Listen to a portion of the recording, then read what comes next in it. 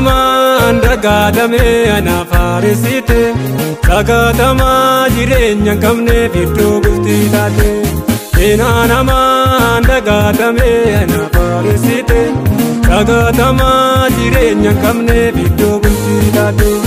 Kan kee adda akkamittaan ibsa yoon dubbadhees narraan dhumu kan kee olmaan isa. Kan kee adda akkamittaan ibsa yoon dubbadhees narraan dhumu kan kee olmaan isa.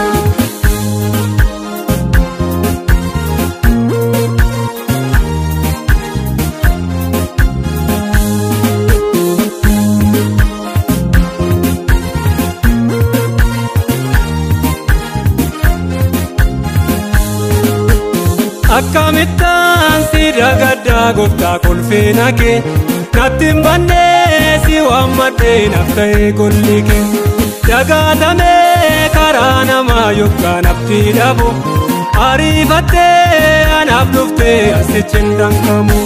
Dagaatamee karaa namaa yookaan abdii dhabu ariifattee anaaf dhuftee asichi hin danqamu. Seenaa namaan dagaatame anaaf haaresite dagaatamaa jireenya hin qabneef iddoo bultii taate. Seenaa namaan dagaatame anaaf haaresite dagaatamaa jireenya hin qabneef iddoo bultii taate. Kan kee adda akkamittaan ibsa yoon dubbadhees narraan dhumu kan kee olmaan isa. Kan kee adda akkamittaan ibsa yoon dubbadhees narraan dhumu kan kee olmaan isa.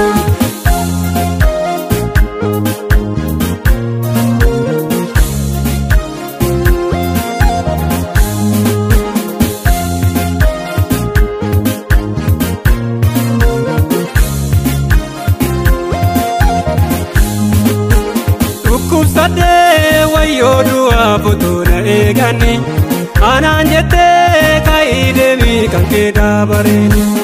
Otoon ciisuu galaanarraa ijji kee na arge inni duraan na dhibbisu garri narraa arge. Otoon ciisuu galaanarraa ijji kee na arge inni duraan na dhibbisu garri narraa arge.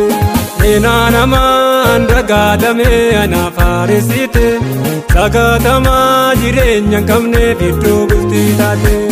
Seenaa namaan dagaatame anaaf haaresite dagaatamaa jireenya hin qabneef iddoo bultii taate. Kan kee adda akkamittaan ibsa yoon dubbadhees narraan dhumu kan kee olmaan isa. Kan kee adda akkamittaan ibsa yoon dubbadhees narraan dhumu kan kee olmaan isa.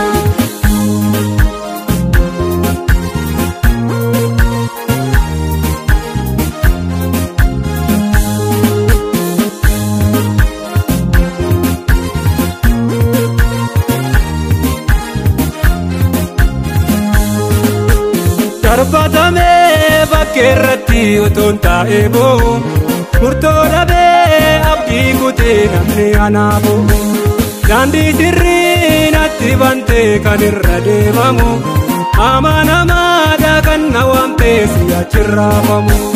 Daandii sirrii natti bantee kan irra deemamu amanamaadha kan na waamtee si achirraafamu. Seenaa namaan dagaatame anaaf haaresite dagaatamaa jireenya hin qabneef iddoo bultii taate. Seenaa namaan dagaatame anaaf haaresite dagaatamaa jireenya hin qabneef iddoo bultii taate. Kan kee adda akkamittaan ibsa yoon dubbadhees narraan dhumu kan kee olmaan isa.